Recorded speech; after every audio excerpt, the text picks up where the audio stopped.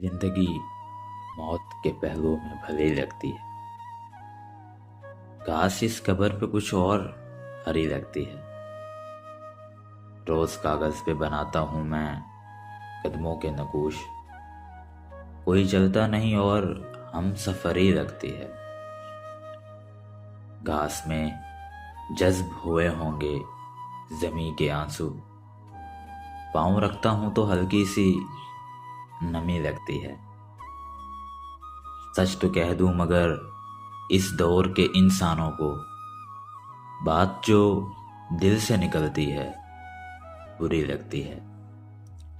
میرے شیشے میں اتر آئی ہے جو شام فراق، وہ کسی شہر نگاراں کی پری لگتی ہے۔ شوریں طفلہ بھی نہیں ہیں نہ رقیبوں کا ہجوم، لوٹ آؤ یہ کوئی اور گلی لگتی ہے۔ گھر میں کچھ کم ہے یہ احساس بھی ہوتا ہے سلیم، یہ بھی کھلتا نہیں اس شے کی کمی لگتی ہے۔